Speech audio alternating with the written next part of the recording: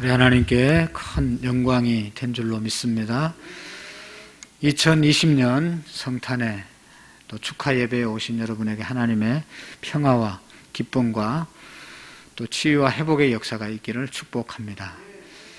저는 성탄절이 되면 생각나는 그러한 이야기가 있는데, 미국의 오헬리가 쓴 크리스마스 선물이라고 하는 그런 소설이 늘 생각이 납니다.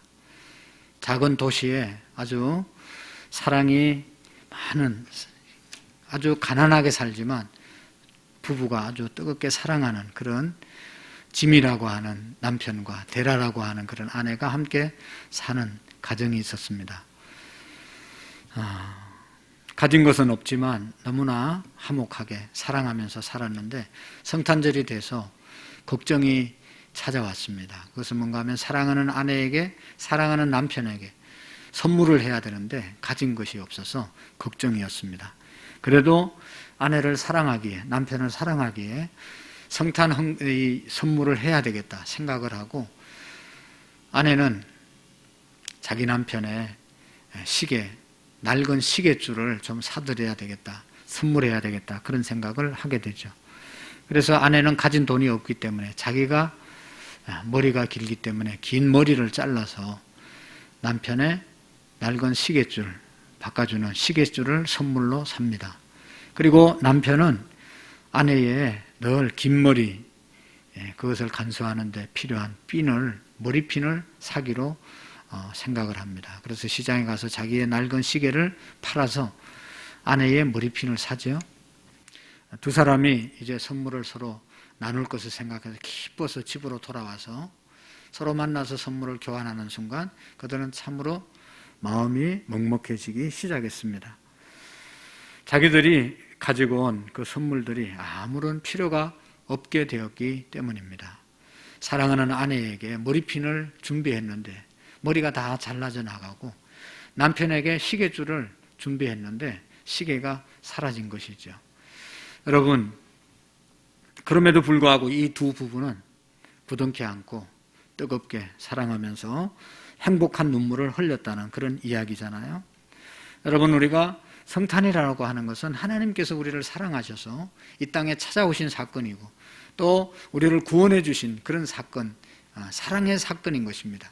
이 사랑의 사건을 우리가 입었고 또 경험했기 때문에 또 다른 사람들에게 주의 사랑을 전하는, 또 전파하는 그런 우리 성탄이 될 수 있기를 바랍니다. 서로 사랑하면 모든 추위도 이길 수 있고, 서로 뜨겁게 사랑할 때 행복해질 수 있고, 정말로 뜨겁게 사랑하는 그 가정이 가난도 이기고 모든 것을 이기는 은혜가 있을 줄로 믿습니다.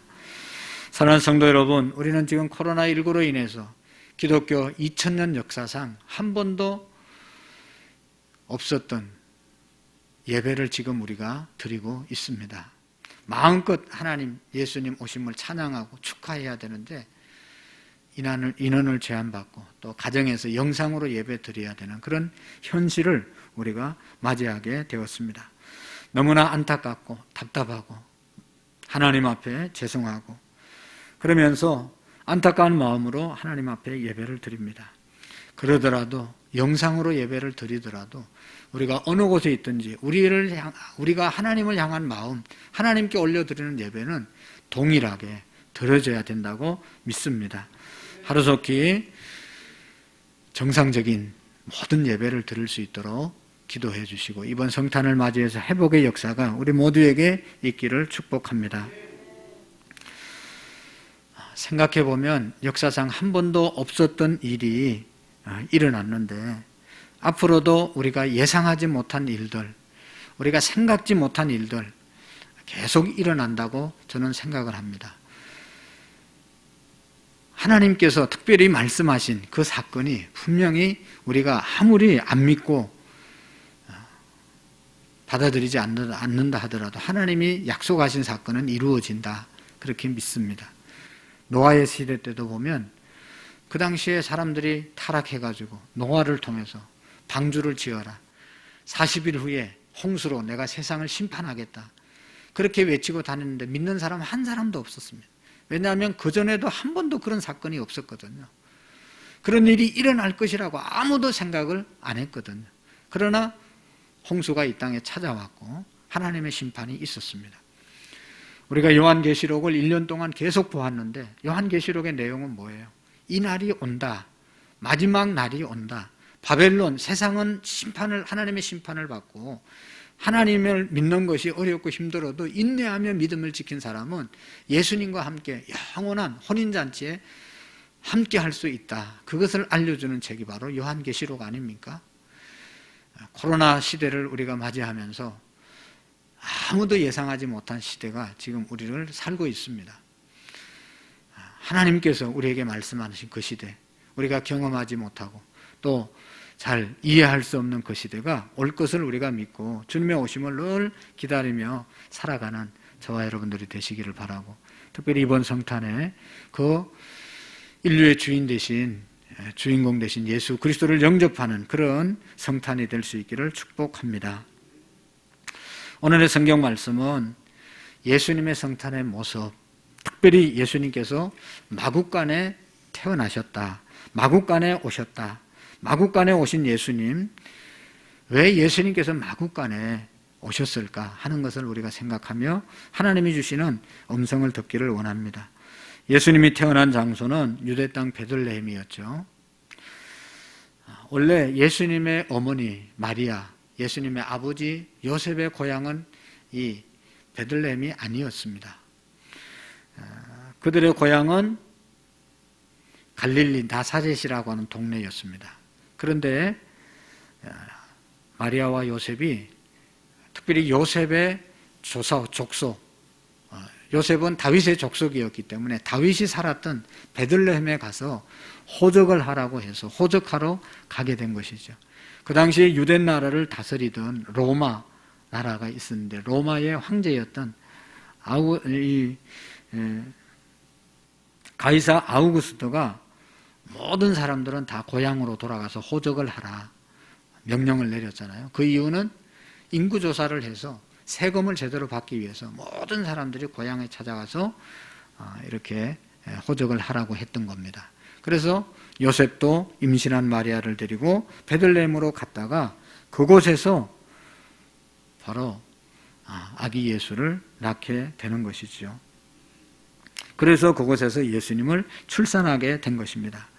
먼저 예수님께서 이 베들레헴에 태어났다는 것은 예수님이 보통 사람과 같이 보통 사람으로 태어난 것이 아니다 하는 것을 우리에게 알려주고 있습니다. 왜냐하면 여러분, 우리 중에 누가 어느 동네에서 어느 병원에서 몇 시에 태어날 것이다 예언하고 예언받고 태어난 사람이 있습니까? 그것도 수백 년 전에, 500년, 600년, 1000년 전에 예언을 받고 태어난 사람은 아무도 없습니다. 예수님 외에는 내가 태어날 것을 예언한 사람은 아무도 없습니다. 예수님께서는 이사야가, 미가 선지자가, 다른 선지자들이 예수님께서 유대 땅 베들레헴에 태어날 것을 예언하셨거든요. 미가서 5장 2절에 보면 베들레헴 에브라다야 너는 유다 족속 중에 작을지라도 이스라엘을 다스리는 자가 내게서 나올 것임이니라. 베들레헴에서 예수님이 나실 것을 예언했습니다. 그 예언의 성취로 예수님이 태어나셨기 때문에 예수님은 보통 우리와 똑같은 인간이 아니라 하나님으로 이 땅에 태어나시고 만왕의 왕으로 이 땅에 오셨다는 사실을 우리에게 알려주고 있는 것입니다. 베들레헴에서 이스라엘을 구원할 메시아가 탄생할 것이다 예언했는데 예언의 성취대로 예수님께서는 유대 땅 베들레헴에 태어나신 것입니다. 오늘의 핵심의 말씀은 예수님의 출산에 관한 그런 말씀을 함께 나누려고 합니다. 왜 예수님께서 마국간에 오셨을까? 예수님이 탄생하시어서 누일 여간방이 없어서 아기 예수를 강보에 쌓아서 구유에 누웠다, 그렇게 말씀하고 있습니다. 다시 말하면 예수님은 마국간에서 태어나서 말 구유에 누우셨다 말씀하고 있습니다. 요셉은 만삭된 마리아를 데리고 간신히 베들레헴에 도착해서 그들이 묵을 방을, 여관을 찾았지만 가는 여관마다 다 동일한 소리를 듣습니다. 방 없습니다. 방 없습니다. 다른 데 가보세요. 다른 데 가보십시오 라고 거절하는 소리밖에 들은 것이 없었습니다. 오늘날과 같으면 인터넷으로 미리 예약을 하든지 정보를 알아보고 갔을 텐데 옛날이라 그렇게 할 수가 없었잖아요. 그런데 요셉과 마리아가 도착했을 때는 먼저 온 사람들로 인해서 그들이 들어갈 방이 하나도 없었습니다. 때문에 요셉으로서는 산모와 곧 태어날 아기 예수를 위해서 방을 마련하는 것이 불가능한 일이었습니다. 아무리 애절히 구해도 방을 주지 않았습니다. 그런데 육신의 아버지인 요셉에게는 방을 구하는 일이 불가능했겠지만 하나님 아버지는 얼마든지 방을 준비할 수 있었지 않겠습니까? 하나님은 예수님 탄생을 몇백 년 전부터 예언하고 준비하지 않았습니까? 예수님이 하나님의 아들로 이 땅에 오시지 않았습니까? 얼마든지 예수님의 탄생을 편한 곳에서 태어날 수 있도록 그렇게 할 수 있었을 것입니다. 성경에 보면 예수님보다 먼저 6개월 먼저 세례 요한을 보내시고 예수님 오신다고 다 준비하라고 말씀하셨습니다. 예수님이 탄생했을 때 동방 박사들이 예수님 태어난 거 보고 저 동방에서부터 별을 보고 예수님께 경배하러 찾아왔습니다. 예수님 나실 것을 다 알고 계셨다는 것이죠. 그런데 예수님이 탄생할 방을 능력이 없어서 하나님이 준비하지 않은 것이 아니라는 것입니다. 하나님께서 원하셨다면 예수님께서 탄생하실 때를 맞추어서 베들레헴에 유명한 건축가를 보내서 좋은 여관을 지어서 그곳에 VIP실을 만들어서 비워두게 하셨다가 마리아, 요셉을 맞이해서 아이를 그곳에서 낳게 하셨을 것입니다. 그런데 하나님께서는 그렇게 하지 않았다는 것이죠. 그것은 하나님 아버지께서 능력이 없어서가 아니라 그곳에 하나님의 깊은 뜻이 담겨져 있다는 것을 우리가 깨닫게 됩니다. 하나님은 얼마든지 예수님을 좋은 자리에서 태어나게 하실 수 있었을 텐데 왜 말들이 사는 그 마구간에 그리고 말들이 밥 먹는 그 구유통에 예수님을 누우셨느냐 하는 것입니다. 먼저는 여러분 예수님을 위한 방이 없었다는 것은 구세주 오심을 맞아들이지 못하는 그 당시의 사람들의 모습 우리가 찾아볼 수 있습니다. 아무리 여간방이 없다 할지라도 여러분 곧 출산할 임산부가 와서 이 진통을 느끼면서 사정을 하는데 보통적인 사람들이면 내 방에 들어와서라도 잠시 동안 해산이라도 하고 방을 어떻게 해주세요 라고 말할 수 있을 텐데 하나같이 다 매정하게 거절한 이유가 뭐죠? 상식적으로 이해를 할 수가 없습니다. 하지만 만삭의 마리아를 보았던 여관 주인도 먼저 여관에 투숙했던 손님들도 다 자신의 방을 대신 쓰라고 양보한 사람은 한 사람도 없었습니다. 이것은 자신도 모르게 예수 그리스도 메시아 다 거부했다는 겁니다. 여러분 헤로드 왕 한번 보시면 더욱 분명해질 수 있습니다. 여러분 동방에서 별을 연구하던 사람들이 큰 별이 나타났을 때 이런 큰 별이 나타나면 세상에 왕이 탄생하는 징조라고 그들은 그렇게 믿고 큰 별이 머문 곳에 찾아와 보니까 헤롯 왕궁이었잖아요. 헤롯 왕에게 와서 왕이 어디에서 탄생했습니까? 라고 물으니까 헤롯 왕이 잘 모르니까 율법학자들을 불러가지고 종교인들을 불러가지고 서기관들을 불러서 왕이 났다는데 어디서 났냐 물으니까 이 사람들이 대답을 했어요. 우리가 율법을 연구해 보니까 600년 전에 800년 전에 유대 땅 베들레헴에 예수님 왕이 태어난다고 예언되어 있습니다 라고 말하잖아요. 그럴 때 보통 왕이면 보통 사람이면 가서 경배를 한다든지 같이 간다든지 이렇게 할 텐데 헤롯이 뭔 일을 했습니까? 이때로부터 2살 아래 2살까지 그 아래 아이들은 다 죽여라 그렇게 말하잖아요. 예수님께 경배하러 간 것이 아니라 그와 비슷하게 태어난 아이들을 다 죽이라고 말하잖아요. 그리고 유대 땅 베들레헴에 태어날 것을 알고 알려준 율법학자들, 종교 지도자들도 한 사람도 예수님께 가서 경배했다는 얘기가 없습니다. 하나같이 다 예수님을 영접지 않고 다 거절했다는 것이죠. 이것은 예수님이 장성한 후에도 이러한 일들이 지속되었습니다. 예수님이 나를 구원하시는 메시아로 영접하기보다는 끝까지 예수님을 내치고 결국은 십자가에 내몰아서 죽게 했던 것입니다. 사랑하는 성도 여러분, 마구간에 누우신 예수님의 모습은 죄인된 사람들을 구원하기 위해서 오신 예수님을 거부한 사람들의 모습을 보여주고 있습니다. 자신들을 살려주기 위해서 오신 예수님을 방치해 놓으셨다는 것이죠. 사랑하는 성도 여러분, 우리는 어떻습니까? 우리는 지금 예수님이 오실 방이 있습니까?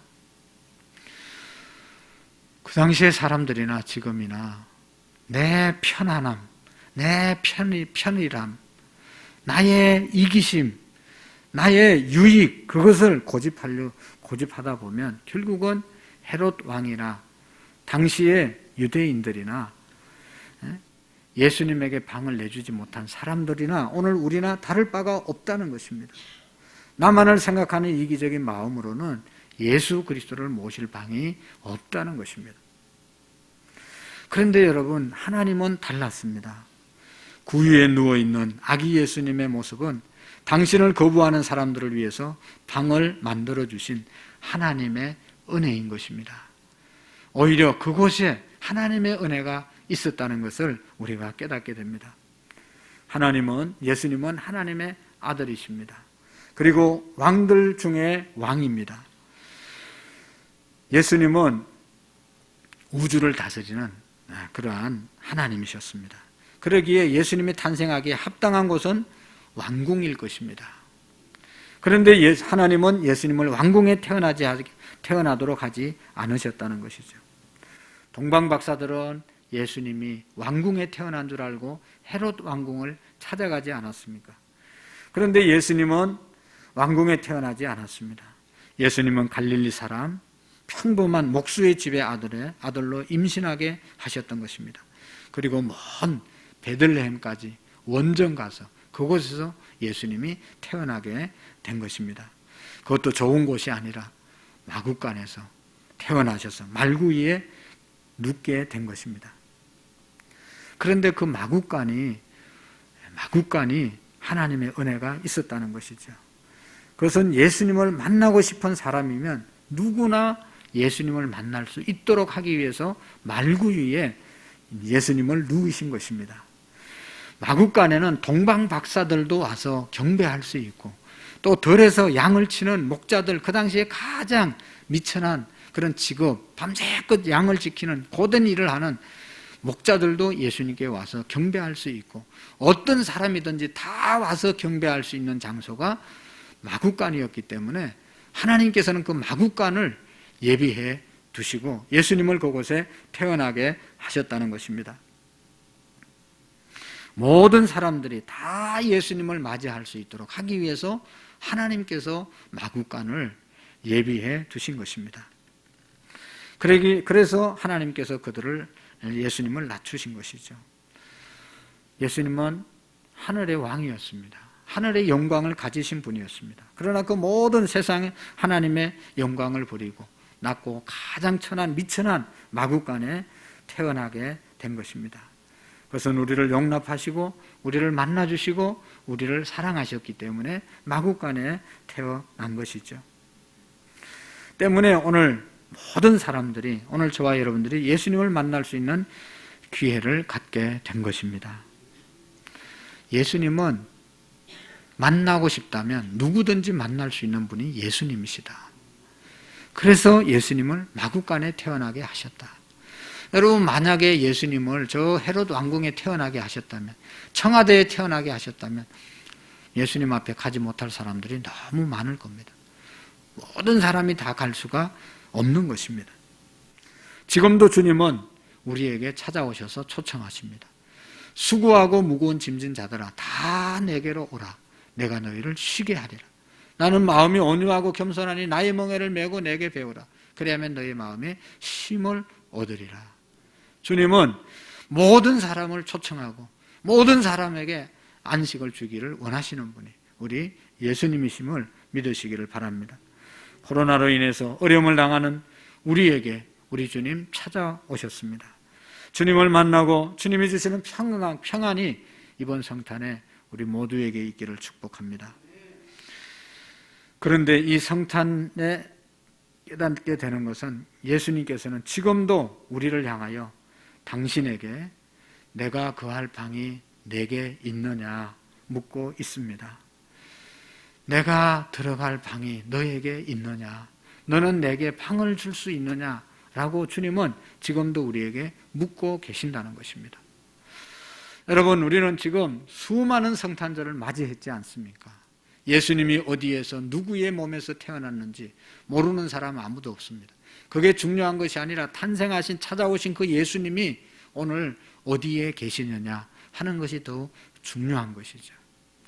저는 이번 성탄절에 우리 모든 성도님들이 예수님이 들어올 수 있는 방, 예수님과 함께 먹고 지날 수 있는 그러한 성탄이 되기를 원합니다. 요한계시록 3장 20절의 말씀에 보시면 볼지어다 내가 문 밖에 서서 두드리노니, 문 밖에 서서 두드리노니 누구든지 내 음성을 듣고 문을 열면 나는 그에게로 들어가 그로 더불어 먹고 그는 나와 더불어 먹으리라. 주님은 오늘도 우리의 마음의 문을 두드리시고 우리에게 들어오시기를 원하시는 것이죠. 주님은 오늘도 우리 교회에 들어오셔서 우리의 예배를 받으시기를 원하시고 계속해서 우리의 교회의 문을 두드리고 계시는 것입니다. 이 말씀은요, 예수님을 안 믿는 사람들에게 하시는 말씀이 아니라 요한계시록 2장부터 3장까지 소아시아 당시 7교회에 주신 말씀 중 라오디게아 교회에 주신 말씀이거든요. 교회 안 다니는 사람들이 아니라 교회 와서 앉아있는 라오디게아 교인들에게 내가 문 밖에 서서 두드리노니 누구든지 내 음성을 듣고 문을 열면 나는 그에게로 들어가 그와 더불어 먹고 그는 나와 함께 먹으리라 말씀하고 있는 것이거든요. 라오디게아 교인들은 어떤 교회라고 그랬어요? 예수님께서 책망만 한 교회입니다. 네가 차든지 덥든지 하라. 미지찌간하면 내가 너희를 토해 내치리라고 말씀했습니다. 그러면서도 그 라오디게아 교회는 우리는 부유하여 부족함이 없다고 말한 교회가 라오디게아 교회였습니다. 그런 교회를 향해서 주님은 내가 너희의 문을 두드리고 있는데 너희의 문을 열면 내가 너희에게로 들어가서 나와 함께 먹고 마시리라고 말씀하고 있는 것입니다. 예수님께서 먹고 마실 사람이 없어서 라오디게아 교인들에게 들어가기를 원한 것이 아니잖아요. 그들의 삶 속에 들어가셔서 인격적으로 그들과 만나고 교제하기를 원하셨고 그들의 삶을 변화시키기를 원하셨고 그들이 새로워지기를 원하는 마음으로 그들의 마음 문을 두드린 것이죠. 뜨겁든지 차든지 믿으려면 확실히 믿으라고 주님이 말씀하신 것 아니겠습니까? 하나님의 백성으로 살아갈 수 있도록 격려해 주시겠다, 함께 하시겠다고 말씀하셨습니다. 그러니 내가 들어갈 수 있는 문을 열어달라고 하신 것이죠.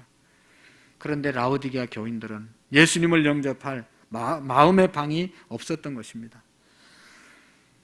자신들의 삶을 예수님이 들어오셔서 간섭하는 것을 불편해했던 것이죠. 지금 우리가 좋은 문화에서 사는 것 하나님이 주신 축복이고 좋은 집에서 사는 것 하나님의 축복이고 좋은 차 타고 좋은 데 여행 다니는 것 하나님의 축복이니까 이대로 계속 누리고 살자 그런 마음을 갖고 예수님을 문 밖에 내세우는 그런 사람들 이지 않습니까? 예수님이 굳이 우리 마음속에 들어와서 내 삶을 지배하는 것을 싫어하는, 간섭받기 싫어하는, 그래서 모시지 않는 사람들이 아닙니까? 오늘도 우리 주님은 우리의 마음 문을 두드리고 계십니다. 그런데 많은 성도들이 여간집 주인과 같이 그곳에 투숙한 손님들과 같이 예수님을 여전히 내 삶 바깥에 내어 두고 영접하지 못하고 살아가고 있습니다. 성탄절에 잘 알려진 이야기를 하나 마치도록 하겠습니다. 미국의 어느 작은 마을에 윌리라고 하는 그런 9살 먹은 아이가 있었는데 성탄절을 맞이해서 교회에서 아동부에서 발표회를 했죠. 많은 사람들이 모였습니다. 그래서 성탄절 성극, 연극을 하는데 이 아이가 9살이지만 4학년이었지만 정신연령은 2학년밖에 되지 않았습니다. 그래도 선생님들이 그 아이를 여간방 주인 역할을 맡겨서 선곡을 하게 하는데 요셉과 마리아가 찾아와서 주인님 방 좀 주세요. 방 있으세요? 방 있나요? 방을 달라고 간절히 요셉이 간청을 하죠. 그러니까 대사가 뭐예요? 없어요. 방 없어요. 이미 다 찼어요. 요셉이 더 주인에게 애절히 얘기하잖아요. 우리 아내가 지금 임신을 해서 곧 해산을 해야 되는데 제발 방 좀 주세요. 그러니까 이 아이가 그냥 너무 간절하게 진지하게 요셉 역할하는 아이가 부탁을 하니까 그냥 쳐다보고 서 있는 겁니다. 뒤에서 선생님이 없다고 해라, 가라고 해라, 다른 데 가서 알아보라고 해라. 뒤에서 대사를 읽어줍니다. 그러니까 이 아이가 없습니다. 다른 데 가서 알아보세요. 라고 하니까 요셉과 마리아가 눈물을 훔치면서 뒤로 돌아서서 이제 나가잖아요. 그럴 때 이 아이가 그 모습을 물고리 바라보고 있다가 이리 오세요. 제 방 내드리겠습니다. 제 방을 쓰십시오. 하고 얘기했다고 그러잖아요. 연극은 완전히 다 망가졌지만 그 자리에 참여한 모든 사람들이 그때만큼 은혜 받은 사람이 없다는 이야기를 우리가 알고 있습니다. 물론 연극은 엉망이 되어버렸지만 그 장면을 보는 모든 성도들은 내 생에 있어서 그렇게 감동적인 선극을 본 적이 없다고 말했습니다. 사랑하는 성도 여러분, 예수님께서 우리에게 방을 찾으실 때에 그 방을 내어드려야 된다고 생각하지만 우리는 여전히 예수님을 문 밖에 세워놓고 있지는 않습니까? 지금 하는 일이 바빠서 안 될 것 같아요. 좀 한가해지면 제가 예수님 모시겠습니다. 좀 생각해보고 기도해보고 예수님 모시겠습니다. 미루는 분들은 안 계십니까? 예수님을 위해서 살겠다고 하지만 아직도 여전히 나를 위해서 살아가고 있지는 않습니까? 예수님께서 문을 두드리실 때에 우리와 인격적인 만남을 가지기를 원하실 때 여전히 나의 마음을 내어드리지 못하고 나의 시간을 내어드리지 못하고 살아가고 있지는 않습니까? 우리 예수님은 집 바깥에서 잠깐 만났다 헤어지는 셀러리맨이 아닙니다. 잠깐 초대받았다 왔다가는 용무가 다 맞춰지면 돌아가는 그런 손님이 아닙니다. 우리 안에 들어오셔서 평생을 나와 함께 먹고 마시기를 원하시고 우리를 인도하시고 우리와 함께 사시기를 원하시는 분이 우리 예수님이십니다. 우리 예수님을 영접하기 위해서 우리의 삶에 꽉 차 있는 것들을 하나하나 비워드려야 되는 것입니다. 자신이 계획한 시간들, 그 일들을 조금씩 비워서 주님과 함께 주님을 모셔드리는 그런 시간들을 늘려갈 수 있기를 바랍니다. 조금씩이라도 주님을 위해서 시간을 내고 조금씩이라도 주님을 위해서 기도하는 시간을 더 많이 내고 조금씩이라도 시간을 내서 주의 말씀을 묵상하는 그런 시간들을 우리가 좀 더 가져야 주님이 우리와 함께 할 수 있는 것이죠. 이제는 내 생각과 뜻만 고집하는 것이 아니라 주님께서 뭘 원하시는지 주님의 관심이 무엇인지를 생각하고 내 생활 방식 조금씩 고쳐 나가는 그런 저와 여러분들이 될 수 있기를 원합니다. 우리 주님께 우리의 시간, 우리의 마음, 우리의 물질, 우리의 몸을 드리는 그런 은혜가 있기를 바랍니다. 이번 성탄에 주님이 내가 머물 방이 있느냐, 내가 너와 함께 살아갈 수 있느냐 하는 것을 묻고 계시는 주님의 음성을 우리가 듣는, 주님을 온전히 영접하고 주님과 더불어 평생을 살아가는 성탄의 기쁨이 우리에게 있기를 축복합니다. 기도하시겠습니다. 살아계신 하나님 아버지, 예수님께서 마국간에 찾아오신 것은 누구나 예수님에게 나올 수 있도록 하기 위해서 마국간에 태어나셨습니다. 또 하나님께서 예수님을 마국간에 태어나게 하신 것은 주님을 영접함으로, 정말로 주님을 마음껏 예배함으로 살아가도록 하기 위해서 주님이 마국간에 오게 하셨다는 사실을 우리가 깨닫습니다. 지금도 주님은 우리의 마음 문을 두드리고 있는데 아직도 예수 그리스도를 향해서 마음을 열지 못하고 우리의 귀중한 것을 우리 하나님께 드리지 못한 연약하고 어리석은 모습을 용서해 주시고 예수 그리스도를 온전히 영접함으로 주님과 함께 살아가는 우리의 생애가 되게 해 주옵소서. 모두가 복된 생에 살아갈 수 있도록 은총을 베풀어 주시옵소서. 예수님의 이름으로 기도하옵나이다. 아멘.